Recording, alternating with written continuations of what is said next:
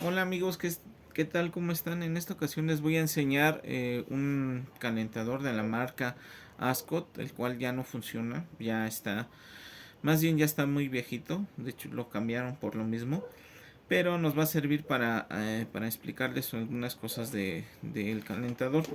Por ejemplo, vamos a empezar para los que apenas van a empezar a esto de reparación de calentadores o los que quieran aprender.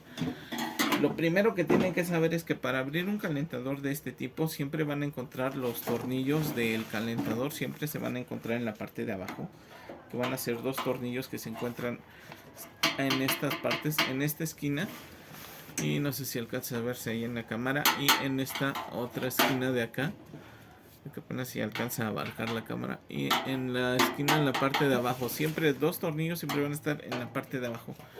Retirando esos dos tornillos también vamos a necesitar quitar lo que son los botones, y vamos a la hora de levantarlo vamos a desconectar lo que van a ser estos cables que se encuentran aquí. Yo ya los tenía desconectados, estos dos cables que están de este lado.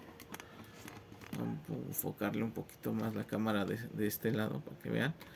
Desconectamos esto, lo que son los cables de lo que es el display. Este sería el cable del display, y este que sería el cable del sensor de temperatura que se encuentra en la parte de abajo. Ya quitando esos cables, si necesitamos un poco más de espacio en esta cámara porque no se alcanzan a distinguir muy bien. Vamos a ver si ahí, o sea, ya quitamos lo que son los tornillos de esta parte, este de aquí, y retiramos lo que fue el botón, y vamos a desconectar el display y el sensor de flujo. Retirando eso, podemos quitar lo que es la tapadera.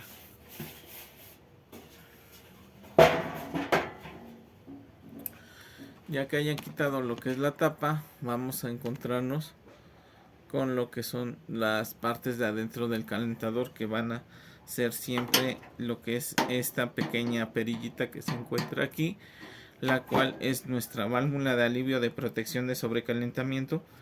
Mucha gente la confunde con lo que sería la perilla para regular el flujo del agua, pero no, esta pequeña piececita que está aquí es nuestra válvula de alivio, y es un sistema de protección para que en caso de que se sobrecaliente el equipo, de este lado se va a salir el vapor y va a permitir que se vuelva a llenar el equipo de agua, evitando que se queme. ¿Ok? En esta parte de aquí nos encontramos lo que es nuestra perilla de flujo. Esta perilla regula lo que es el flujo del agua. Cuando nuestro calentador no llega a dar la temperatura suficiente, a veces nada más regulamos lo que es el paso del agua para que pase menos agua en el calentador y así le dé tiempo a calentar. Yo recomiendo que si van a estar manipulando todo esto para que tengan más agua caliente, de preferencia siempre tienen que tener un presurizador o una, ¿cómo se llama? O un sistema de agua de alta presión, como puede ser un hidroneumático o presurizador, cualquiera de los dos. En algunos edificios pues el agua llega con alta presión, demasiada presión, y pues ya no es necesario. Pero si no tienes alta presión no va a funcionar. Ok, para checar que en caso de que tengas fuga de aquí, en esta parte de aquí vienen unos pequeños empaques. Nada más cambias el empaque que se encuentra en la parte de adentro y ya podrás solucionar lo que sería una gotera en lo que sería la perilla. Ok, no es necesario a veces mover tanto estas piezas, porque estas piezas ya es muy raro que se lleguen a dañar. Yo les digo que esta perillita es la que controla el flujo del agua. ¿Por qué? Porque en una posición, como pueden ver aquí, tenemos lo que sería el paso del agua completo, el paso del agua medio, y realmente conforme vayamos poniendo la perillita, ahí va a ser menos agua y aquí va a ser más agua. ¿Ok? Funciona a la inversa de lo que sería una perilla, una llave de agua normal. Las llaves de agua normales por lo general cierran en sentido horario, y abren en sentido contrario a las manecillas del reloj, pero en este caso las van a encontrar así y va a ser la función en sentido contrario. Ok, en sentido de las manecillas del reloj van a abrir más y en sentido contrario va a abrir menos. Entonces, si llegan a tener esos problemas, pues solamente chequen hacia qué lado hay que hacer que pase más agua o menos agua. Y les repito, esta es el empaque para que se sustituya este empaque en caso de fuga. Lo volvemos a dejar en su lugar y nada más le volvemos a colocar lo que son sus dos tornillos. Estos son piezas muy fáciles. Este calentador ya está muy viejito, ya nada más les digo, lo estamos usando para mostrarles cómo es que funciona. En algunas ocasiones hay lugares donde el agua tiene demasiado sarro y se llegan a tapar constantemente los calentadores, o a veces acabamos de comprar un calentador y el calentador por alguna razón deja de funcionar en 2-3 meses que lo estamos ocupando. ¿Qué es lo que pasa? Pues, por ejemplo, alcanzan a ver ahí ustedes ahorita, en esta parte donde entra el agua se va a encontrar este pequeño cebo, lo cual es una rejilla. Alcanzan a distinguirla ahí. Esta pequeña rejilla atrapa toda la basura que viene en el agua. Si nosotros le quitamos esta rejilla, el calentador podría llegar a dejar pasar basura y taparse, ya que el serpentín es muy delgado. Lo que se recomienda es, en caso de que veas que ya no te está calentando bien el agua, se empieza a apagar solito el calentador, revisa que esta pieza esté limpia. En caso que esté sucia, pues nada más le das una pequeña cepillada, la limpias, procura no perder la forma que tiene esta pequeña rejilla y la vuelves a colocar en su lugar, que sería esta parte de aquí a la entrada del agua fría, y con eso es más que suficiente. Y ya tendrías otra vez funcionando tu calentador en caso de que se llegue a tapar. En algunos lugares el agua tiene mucha basura y se tapa constantemente. Por eso es recomendable instalar estos equipos con mangueras. Se venden mangueras especiales para calentador. No utilicen mangueras de lavamanos. He visto muchos calentadores instalados con mangueras de lavamanos. ¿Qué es lo que ocasiona que lo instales con una manguera de lavamanos? Bueno, en primera se va a oxidar más rápidamente la entrada del agua porque no viene en cobre. Bueno, hay algunas conexiones que vienen especialmente para eso, para evitar que se oxiden. Y estas mangueras de lavamanos son muy delgadas. Tú la puedes ver del tamaño de la conexión es de media, pero en sí lo que estás utilizando es un espacio más o menos así de delgado para pasar el agua. Entonces, muchas veces eso daña los equipos porque también se sobrecalientan y empiezan a fallar. Todos los equipos de este modelo o de estos tipos es mejor conectarlos con mangueras para poder hacer eso de conectar y desconectar y dejar pasar el agua y limpiarlos. Después inmediatamente vamos a encontrar lo que es nuestro sensor de flujo. En este caso tenemos un sensor de flujo que utiliza dos tipos de sensor. Este de aquí, que es una pequeña propela que detecta el movimiento del agua, y esta parte de aquí abajo que tiene un imán. Este imán, que es un magnético, que cuando pasa el agua va a aventar el imán hacia arriba, lo va a ir aventando hacia arriba, y este imán va a cerrar en un circuito que va a venir en un par de estos cables. Por lo general siempre es el amarillo y el amarillo y el rojo, que serían los del imán. Pero en este tipo de equipos viene otro sensor, que sería el de la propela. La propela genera energía, manda la señal para indicar que está pasando agua al calentador. No hay una manera sencilla de revisar este tipo de propela o este tipo de sensor. La única manera para poder revisar este sensor es desmontando tu calentador, lo desmontas, checas que no tenga suciedad, le vas a colocar las baterías, como aquí está. Vas a puentear lo que es el del switch de encendido, que yo ya lo tenía identificado, que es el switch que venía en la parte de abajo, lo puenteas y vas a hacer esto, vas a soplar y vas a checar que el sensor está funcionando. ¿Por qué? Porque inmediatamente va a prender, se van a oír las chispas, se va a oír que prenden las electroválvulas que se encuentran en esta parte de aquí, inmediatamente van a funcionar. Esto nos indica que este sensor está funcionando correctamente. En dado caso de que ya hayas hecho esto de soplarle y no funcionó, puede que sea el sensor o que sea nuestro cerebro. No hay una manera fácil de detectarlo.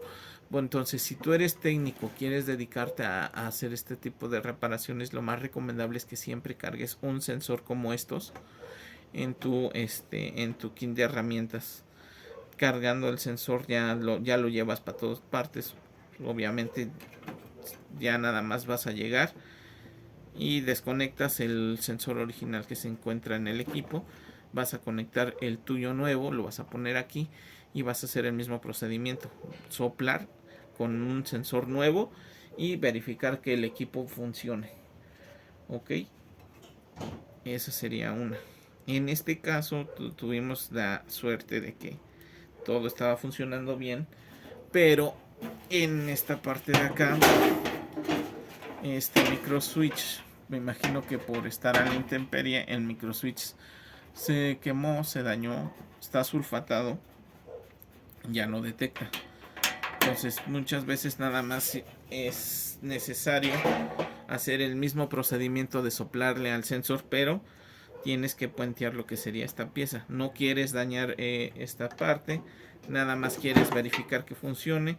Con algo metálico vas a introducirlo en lo que son los cables del switch de encendido, lo colocas en esta posición y haces lo mismo. Ok, y ya con eso vas a verificar que es tu switch de encendido lo que no funciona y todo lo demás va a estar funcionando. En dado caso que haces esto y no funciona, sí vas a necesitar traer un sensor de este tipo para verificarlo.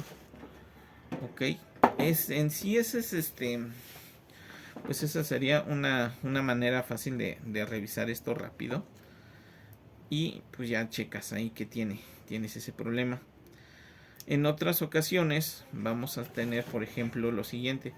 Vamos a tener que nuestro equipo es nuevo, lo acabamos de instalar, pusimos pilas nuevas, pusimos todo correctamente, tenemos suficiente presión de agua, pero ¿qué pasa? Que no enciende el equipo. Por lo general, en esos casos es porque tenemos demasiada presión de gas. Cuando tenemos demasiada presión de gas, las electroválvulas se bloquean. Estas son las electroválvulas. No es necesario desmontar la electroválvula. Yo solamente la voy a quitar para que ustedes vean cómo es que funciona. Porque en esos casos lo que se tiene que hacer es cambiar se tiene que cambiar lo que es el regulador de gas de la casa. O en su defecto, si tenemos un sistema de gas en toda la casa y viene a alta presión, tenemos que instalar un regulador de gas de baja presión directamente al calentador. Como pueden ver, aquí está lo que es nuestro imán. Ok, esto es lo que hace que deje pasar el gas. Se magnetiza, baja la pieza y va a dejar pasar el gas. ¿Cómo es que este equipo se bloquea? Por alta presión de gas. No sé si alcancen a verlo allí, pero el gas va a entrar por la parte de abajo, va a entrar de abajo hacia arriba y después va a tener que salir hacia acá, hacia este orificio que está aquí. Ok, entonces entra el gas y va a empujar y va a hacer su paso directamente hacia adentro. Estas pequeñas electroválvulas no tienen tanta fuerza, solamente jalan lo suficiente para hacer el movimiento. Si tenemos demasiada presión de gas, esta pieza no va a poder hacer el retroceso hacia atrás porque hay demasiado gas y obviamente pues eso es un sistema de protección el cual nos evita que tengamos demasiada flama y nos lleguemos a quemar o llegue a quemar el equipo. Entonces esto no va a reaccionar, no va a bajar correctamente y el equipo no va a prender.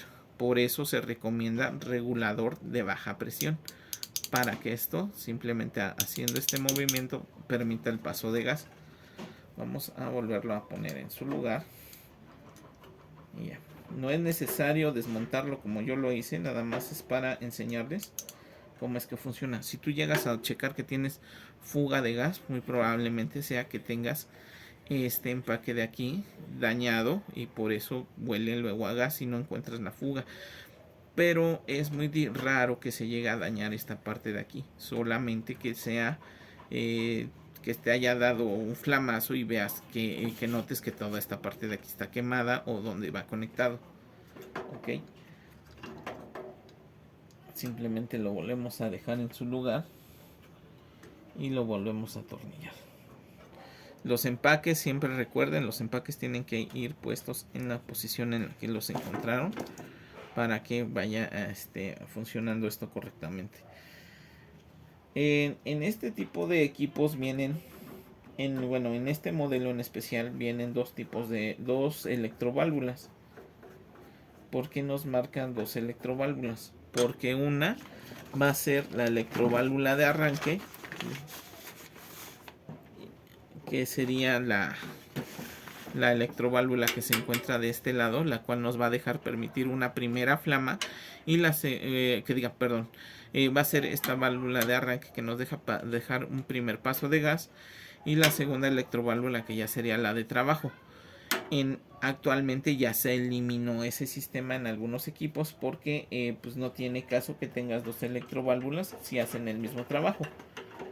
Pero si tú tienes un equipo parecido a este, vas a notarlo. ¿Por qué? Porque a veces va a dar un pequeño flamazo y después ya no vuelve a encender.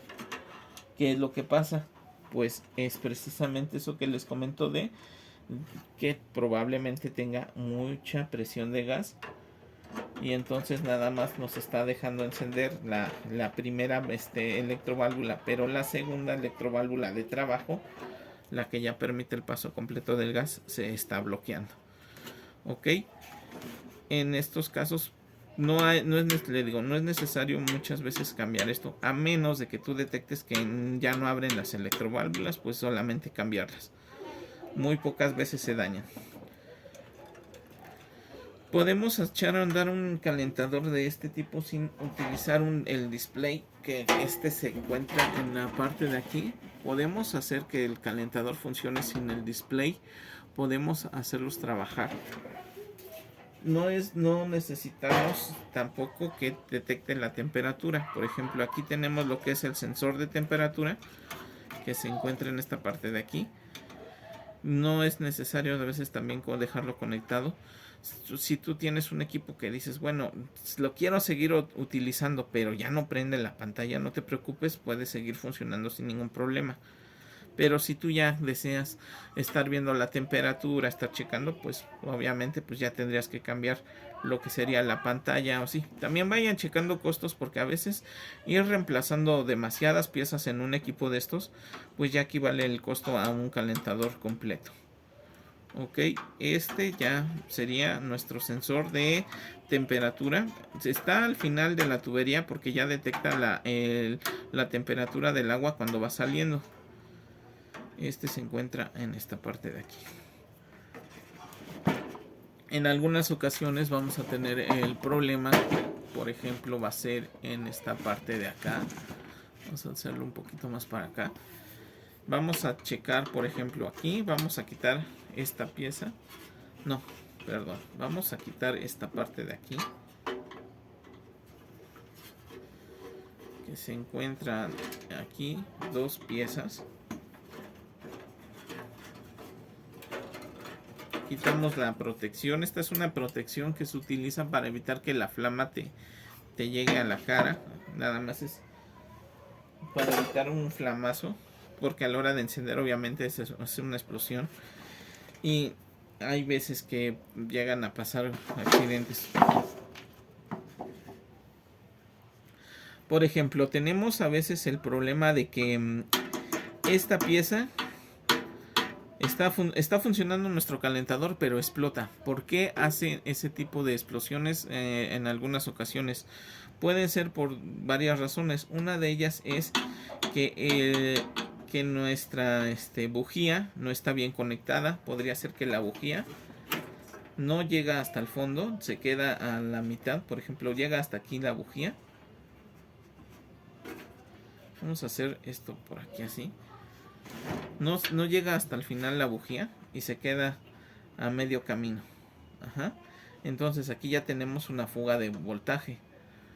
Ya la bujía no se llega a aflojar con el tiempo por el calor, por el uso, y ya la energía no va a llegar hasta el final. A ver si no nos da un toque en la boca.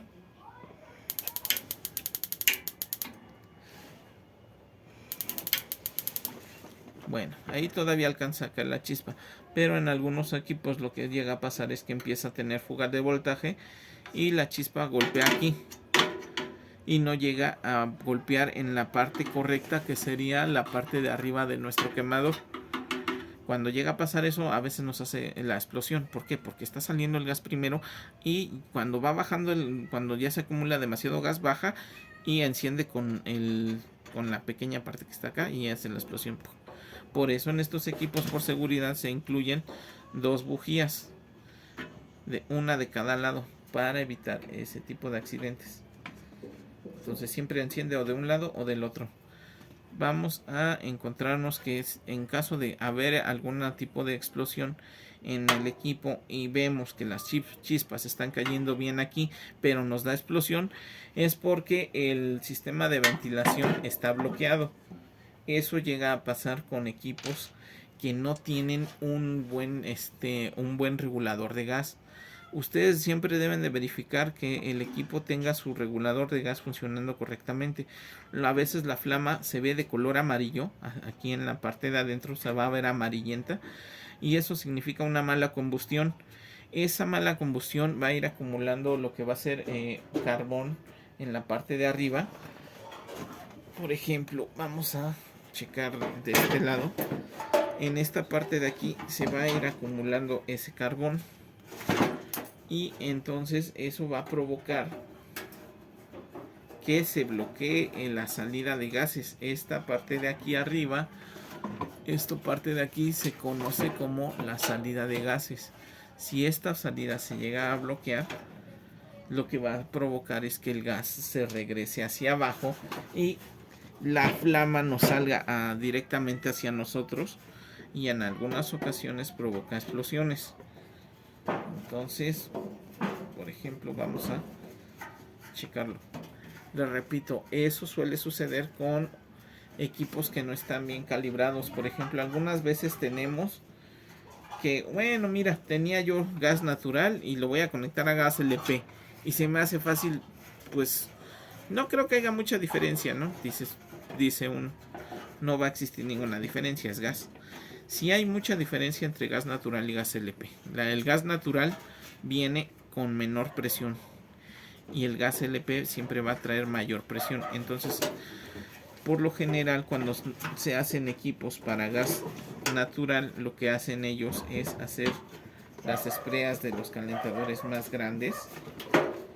Los orificios de salida del gas van a ser más amplias y estas mismas va a salir demasiado gas y este gas se va a empezar a quemar mal.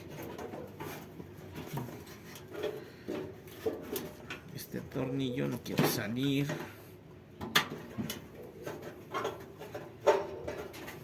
Ya está algo oxidadito.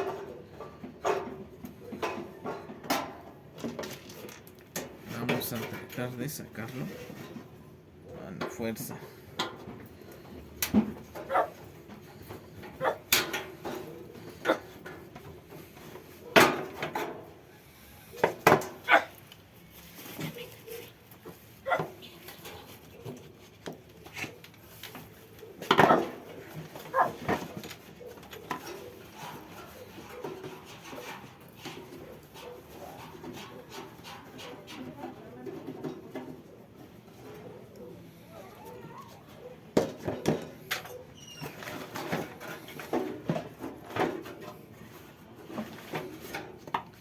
Tienen que quitarle todos los tornillos para zafarlo. No es tan difícil, pero cuando le hagan mantenimiento al calentador,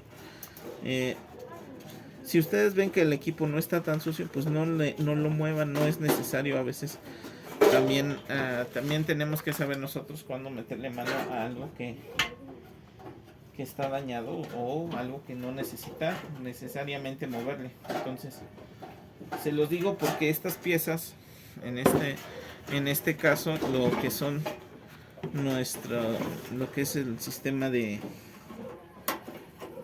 serpentín, viene hecho con un material que es aluminio, y muchas veces ese aluminio se dobla.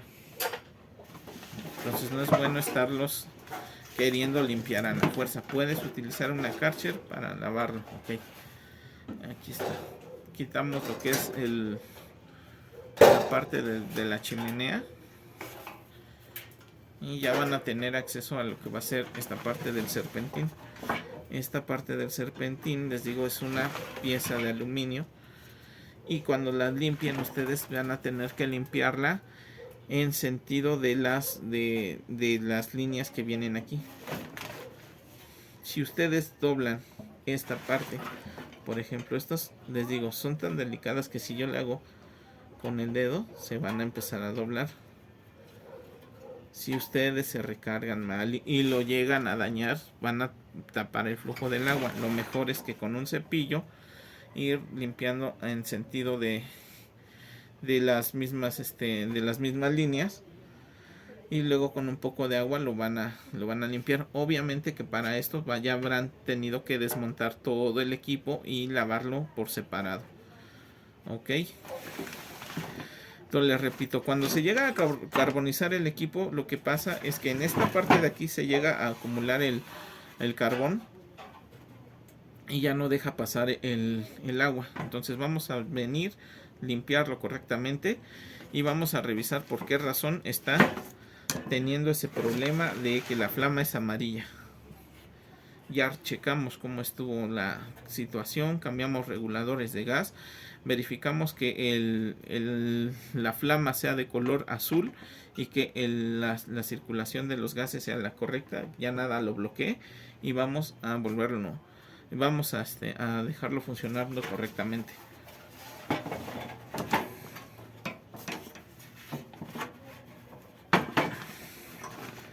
Para checar que esto esté funcionando, siempre tenemos, por ejemplo, lo que es en esta parte de aquí, tenemos lo que es este sensor de flama. Esto es lo que detecta cuando ya está encendido el quemador, y permite que esta electroválvula mantenga la flama del calentador encendido. Si este sensor de flama no se mantiene, no va a dejar que la flama siga pasando. Muchas veces lo que llega a suceder es que esta pieza está floja. Como pueden verlo aquí, pues nada más se quitan y se ponen. A veces esa pieza se afloja por el tiempo, el calor, el uso, y pues entonces hay que cambiarla. Otras veces esta parte de arriba de esta pieza están sulfatadas. Bueno, para no quitar esta, vamos a usar unas que ya tenemos de este lado para que la chequen. Aquí están.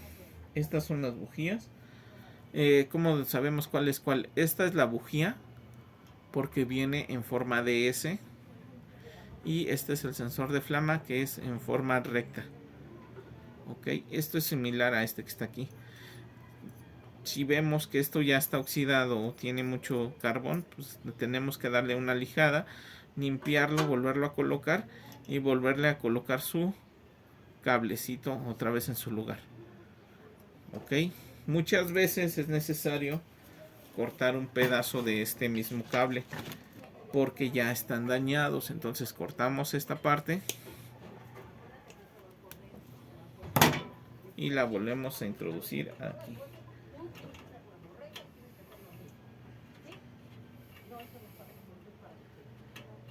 Entonces vamos a hacer esto así.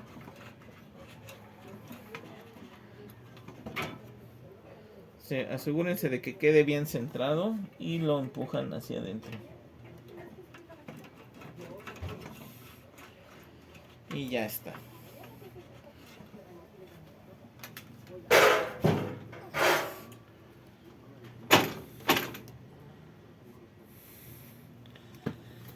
Ok, bueno, ya queda esta parte conectada. Lo que se hace lo mismo también con lo que son las bujías de la flama.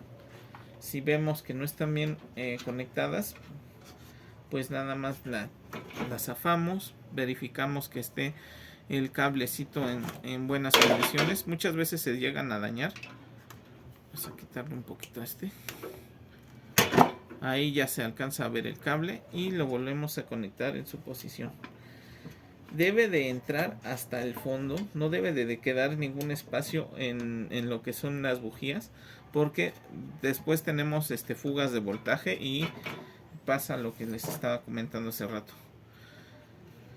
Esa sería una de tantas fallas que luego les llega a pasar. Tenemos también lo que va a ser un sensor de flama, o le dicen sensor de gases también. Se conoce como sensor de gases o sensor de alta temperatura. Este se va a encontrar siempre al lado del calentador, pegado a lo que va a ser el serpentín. Y lo que detecta es que en cuanto se llega a sobrecalentar el equipo, se va a bloquear. Estos sensores vienen en temperaturas de 70 grados y de 80 grados. Por esa razón, cuando alguien se quiere bañar con agua muy caliente, no se puede bañar con agua tan caliente. Por lo general, en estos llegan a 70 grados y se bloquean. Ya no puedes utilizar el agua más caliente de allá de 70 grados. En algunos equipos vienen calibrados a 60 grados. Entonces, ¿qué es lo que pasa? La mayoría de las personas creen que con un calentador como esto se puede bañar con agua súper caliente, y no es así. O te bañas con agua caliente o te bañas con agua tibia. No se pueden utilizar las dos, y tampoco puedes estar metiéndole agua fría. ¿Por qué? Porque de la misma manera que esto está diseñado, para que tú tuvieras que poder regular el agua, vas a necesitar conectar siempre un presurizador a la entrada del agua. Vas a tener que conectarle un presurizador en esta parte de aquí para aumentar la presión del agua, para que cuando tú abras el agua fría no se te apague el equipo. Muchas veces lo que pasa es que el agua fría, por ser una tubería más amplia que la que viene dentro del calentador, tiene más presión. Esto, conforme va dando vueltas dentro del serpentín, va perdiendo fuerza. También por el tamaño de la tubería va a ir perdiendo fuerza. Entonces, cuando tú metes agua fría, el agua fría va a regresar esa agua caliente y va a apagar el equipo. Por eso siempre se recomienda poner tinacos a una altura aproximadamente de 1,50 m de alto, de 1,50 m a 2 metros de altura, a partir de lo que es nuestra regadera, para tener suficiente presión de agua. Luego también nos vamos a topar con gente que va a querer instalar un calentador para 2 niveles. ¿Por qué? Porque nos venden la idea de que el calentador es un calentador para dos servicios, pero yo tengo un baño en planta baja y otro en planta alta, y el de planta baja siempre funciona, pero el baño o la regadera de la planta alta a veces prende, a veces me sale muy fría, luego me sale muy caliente, o no funciona el calentador. ¿Por qué? Porque no están en el mismo nivel.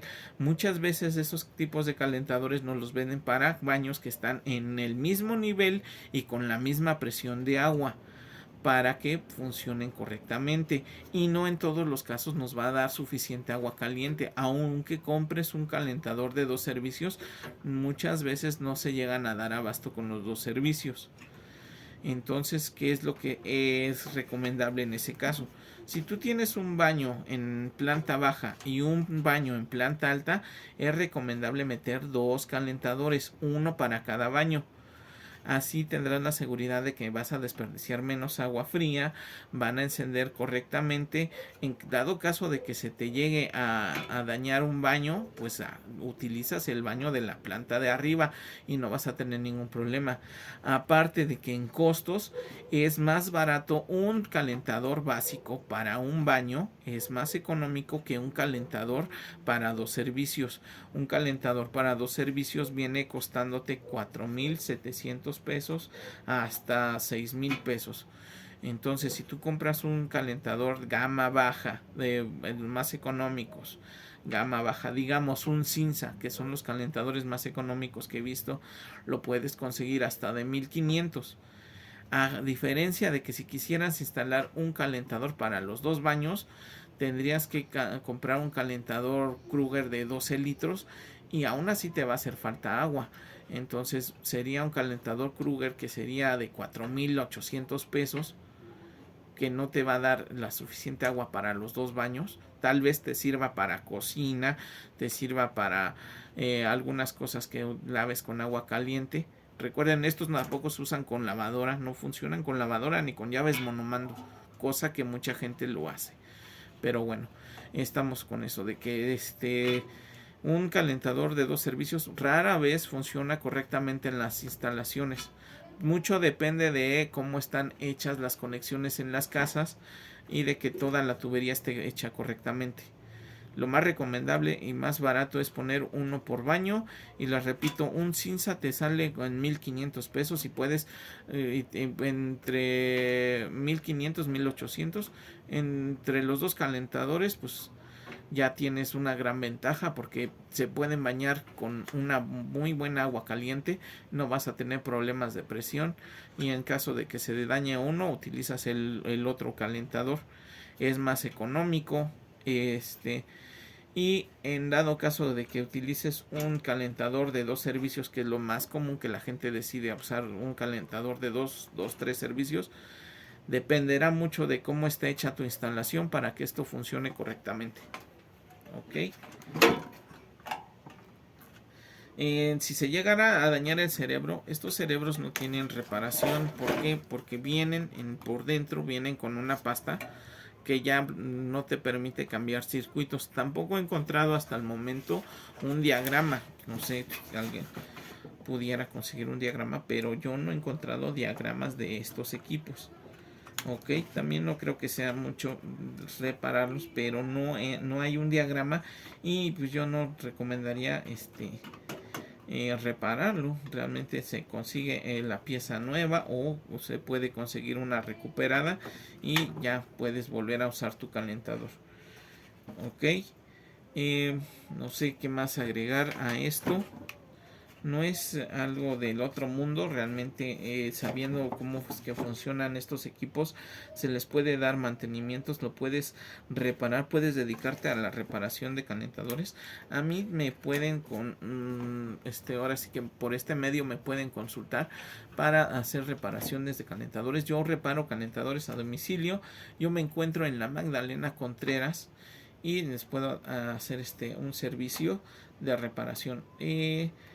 Dependiendo también de en dónde estén.